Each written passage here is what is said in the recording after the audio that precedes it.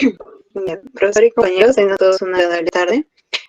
Hoy hablaremos acerca de las teorías humanistas, comenzando con una frase propuesta por Carl Rogers, que dice lo siguiente. La curiosa paradoja es que cuando me acepto exactamente como soy, entonces puedo cambiar. A continuación, mi compañera Rosemary. Teoría humanista. Fue creada por Abraham Maslow, quien la concibe como una psicología del ser y no del tener. Concibe al hombre como un ser creativo, libre y consciente. Propone un aprendizaje significativo y vivencial, y lo define como el proceso que modifica la percepción que los individuos tienen de la realidad y deriva de la reorganización del yo. Esta teoría toma en cuenta la conciencia, la ética, la individualidad y los valores espirituales del hombre. Postulados y características. Según Gitman, el psicólogo James, en 1964, va a establecer 5 principios que van a ser que van a inspirar, puesto que ya existía lo que es la Asociación Americana de Psicología Humanista, las cuales van a marcar el nacimiento oficial del enfoque. Y estos son los siguientes. Como primer postulado, marca que el hombre es más que la suma de sus partes. Como segundo, el hombre es un ser consciente. El hombre tiene la capacidad de elegir y de decidir. El hombre vive en un contexto humano o interpersonal. El hombre tiene una intencionalidad. A partir de estos principios se identifica la perspectiva holística del ser humano, que cuenta con la posibilidad de ser consciente para tomar decisiones y crear sus propias experiencias significativas si se encuentran orientadas hacia una meta o proyecto, definiéndose así la visión antropológica que va a ser característico de las teorías humanistas, las cuales se van a caracterizar, van a tener las siguientes características. El hombre vive subjetivamente. En este postulado se relaciona con la subjetividad. Sostiene que la percepción de la realidad es personal. Como segunda característica, la persona está constituida por un núcleo central estructurado. Ese núcleo, al que podemos llamar el yo o la personalidad, es una manifestación de la esencia de cada uno. El hombre está impulsado por una tendencia a la autorrealización.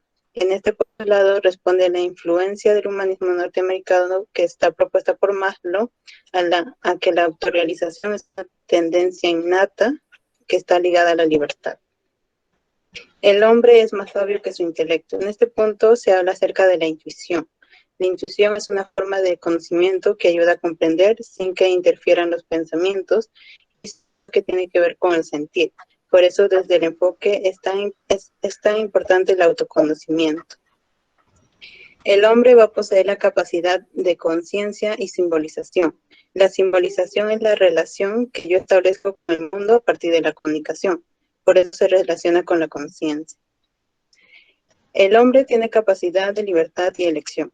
En este postulado se inspira en la libertad de la que hablaban los filósofos existencialistas, que nos permite elegir y decidir permanentemente, puesto que no somos víctimas de los acontecimientos, sino que somos protagonistas de nuestra propia historia. El hombre es capaz de establecer una relación profunda. En este punto se considera que el ser humano necesita establecer relaciones trascendentes desde una actitud del yo y tú. El hombre es capaz de crear. Desde aquí se encuentra que el ser humano no solo tiene capacidad creadora hacia el mundo, sino hacia sí mismo, puesto que puede construir su propia historia, transformar y transformarse. El hombre busca un sistema de valores y creencias. Ya sea que elija de manera consciente o no, dichas creencias y valores guían su actuar, relacionándose con el sentido de vida. Y como última característica, cada persona es un sistema de unicidad configurado. En este postulado, a pesar de que suene complejo, hace referencia a que cada individuo es una totalidad, que lo hace único e irrepetible. Esta visión antropológica es un sello característico que diferencia el enfoque de otros enfoques. El humanismo hace énfasis en el aquí y el ahora, ya que aunque reconoce que el pasado influye y es un factor importante en la vida, de las personas propone que no es un determinante, pues siempre tendremos la posibilidad de elegirnos y ahí es donde radica la libertad la libertad humana. Características con enfoque al aprendizaje. Las teorías humanistas hacen referencia al autoconcepto y a la autoestima del aprendiz, ya que son factores esenciales en el aprendizaje. También el aprendizaje se considera holístico y no cognoscitivo. Esto quiere decir que el acto de aprender va a involucrar emociones, sentimientos, como destrezas motoras. El aprendizaje se va a basar en las interacciones amistosas, donde las medidas de disciplinas estrictas son mínimas. El aprendizaje en experiencias de vida, como el descubrimiento, exploración y experimentación. Voy a hablar sobre Abraham Maslow. Él armó una jerarquía de necesidades. Como pueden ver, aquí está la pirámide, que habla de necesidades de autorrealización, necesidades de autoestima, necesidades sociales, necesidades de seguridad y necesidades fisiológicas o básicas. La pirámide de Maslow es una jerarquía que contempla los diferentes tipos de necesidades, comenzando por las necesidades básicas, como han podido ver. También habla sobre Abraham tenía unos puntos que decía: comienza a resaltar la importancia vital de cada persona. El impulso vital del ser humano a conocer y satisfacer sus necesidades vitales. Carl Rogers desarrolla la terapia centrada en el cliente. El punto 2 contempla al ser humano como ser capaz de hallar en su interior los recursos necesarios para poder equilibrar su vida. También la capacidad autosanadora de cada ser humano. Esto hace que el terapeuta tome un nuevo rol en el mundo del tratamiento terapéutico. Acá hay una frase de Carl Rogers que le voy a leer. La curiosa paradoja es que cuando me acepto tal y como soy, entonces puedo cambiar. Aplicaciones. Jerarquía de Maslow. La jerarquía de Maslow puede ayudar a los profesores a entender a sus alumnos y crear un ambiente que mejore el aprendizaje. Es poco realista esperar que los estudiantes muestren interés en las actividades del aula si tienen deficiencias fisiológicas o de seguridad. El aprendizaje significativo que surge de las experiencias es relevante para la persona íntegra. Tiene relación personal, involucra las cogniciones y sentimientos de los aprendices. Es iniciado por la persona. El impulso para el aprendizaje viene del interior. Es general, influye en la conducta, las actitudes y la personalidad de los aprendices, y es evaluado por el aprendiz de acuerdo con si satisface necesidades o conduce a metas. La gente posee un potencial natural para aprender y que tiene el deseo de hacerlo. Carlos Hauger. Aportes. Los aportes ignoran los determinantes biológicos en el ser humano, conceptos muy pocos objetivos y por lo tanto difíciles de demostrar a través del método científico. La historia de la psicología reconoce que el humanismo trajo al hombre y su subjetividad al centro de este campo, lo empoderó y alejó mucho perjuicio alrededor de las terapias psicológicas. Uno de esos ejemplos es que las personas ya no solo van a las terapias porque están enfermas, también van porque si quieren alcanzar la mejor versión de sí mismas. Como una frase de Carlos Hauger es: como nadie más puede saber cómo percibimos, somos los mejores expertos en nosotros mismos. Aporte de Fritz Perls. El aquí y el ahora es el momento presente como única forma de tomar contacto directo con nueva realidad. La forma de conciencia es el principal medio que conduce al cambio. La aceptación es la base que fomenta la par con uno mismo y los demás. Solo así conseguiremos dar un sentido profundo a nuestras experiencias. Una frase de Fritz Perls es: la angustia es la brecha entre el ahora y el después.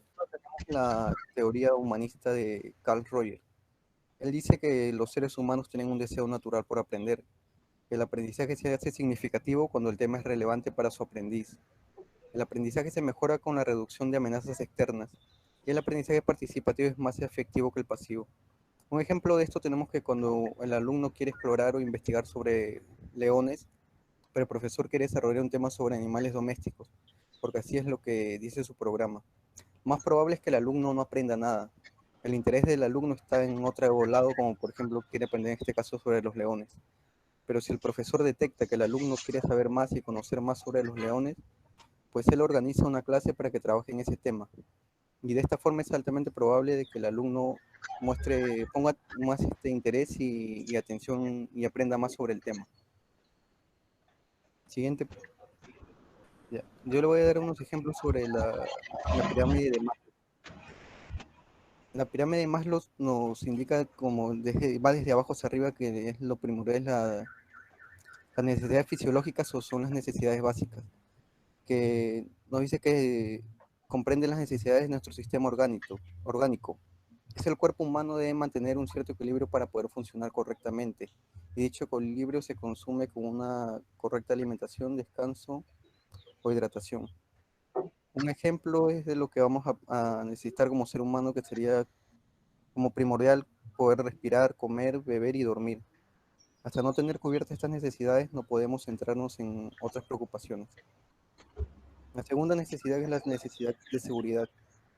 Este nivel comprende la estabilidad laboral, el hecho de tener un hogar y tener recursos disponibles. Sentirnos seguros y estables reduce nuestros sistemas de alerta. Un ejemplo sería que una necesidad es el que tenemos un techo bajo donde dormir.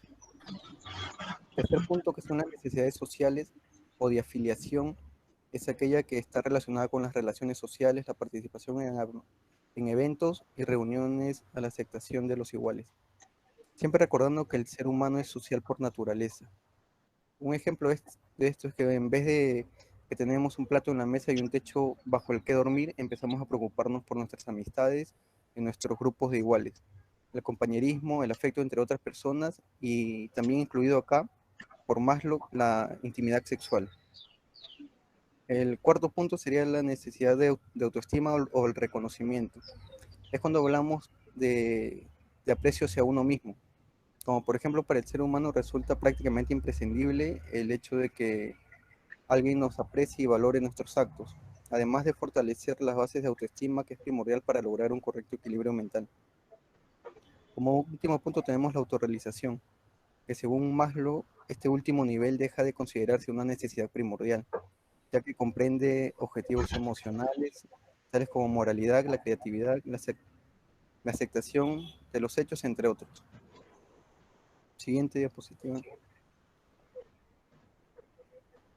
Ya, juntando todo el ejemplo de la pirámide de Maslow, podemos decir que un ejemplo sería que si un hombre está hambriento o sediento, tendrá siempre a calmar su sed antes que de comer. Pues que puedes pasar días sin comer, pero solo podrás estar un par de días sin agua. La sed es una necesidad más fuerte que el hambre. De la misma forma, si te encuentras muy sediento, pero alguien te ha colocado un aparato que no te permite respirar, pues el más importante de las necesidades fisiológicas sería el de respirar. Otro lado, como le mencioné anteriormente, es que más lo consideraba el sexo, pero es algo menos importante, aunque es importante para la reproducción humana. Siguiente diapositiva. Siguiente diapositiva, tenemos el enfoque centrado en la persona. El enfoque centrado en la persona o la psicoterapia autodirigida se basa en la obra de Carl Rogers, el cual resalta el continuo empeño en el camino con la libertad y la liberación de la fuerza del ser humano como motor de la actualización de las potenciales a partir de la confianza y el respeto de las personas. Esto es lo que se llama como la tercera fuerza o la psicoterapia rogeriana. Un ejemplo tenemos que cuando surgen mecanismos de defensa para negar el acontecimiento de que el individuo está experimentando, como si el mismo ideal dicta de que el ejecutivo exitoso no debe sentirse cansancio por más horas que haya trabajado.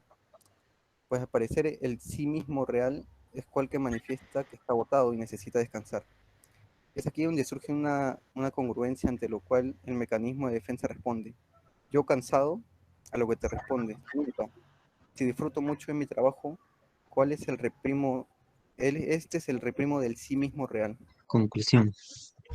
1. Este proceso nos permite ser positivos y optimistas ante la sociedad. 2. Toma un valor importante en nuestras emociones, pensamientos, valores como ciudadanos ejemplares. 3. Permite que la persona desarrolle sus habilidades, ya que este punto nos relaciona en nuestra vida, nuestra realidad de vida. 4. También muchos aprendemos mediante la experiencia y errores que cometemos en cada decisión que realizamos día a día. 5. Asimismo, nos cuesta reflexionar a consecuencia de nuestros actos para dar solución al problema planteado. 6. Por lo tanto, el estudio nos hace diferentes para saber pensar y analizar una magnífica toma de decisión. 7. Por último, ser humanista es compartir y dar lo mejor, más no criticar, apoyar como buenos ciudadanos. La tarea bueno, acá le voy a leer un pequeño texto. La tarea del educador es misión, no simplemente profesión. Implica no solo dedicar horas, sino alma y vocación. Hoy, hay educadores que pasarán por nuestras vidas sin dejarnos ninguna huella. En cambio, otros marcarán nuestra existencia porque nos enseñaron a ser, nos motivaron a vivir con autenticidad. El educador nunca podrá ser reemplazado por una máquina. Solo él será capaz de formar hombres y mujeres genuinos y verdaderos. Bueno, acá les voy a leer una pequeña frase. Lo que hay que cambiar en una persona es la conciencia de sí mismo. Gracias por su atención a todos.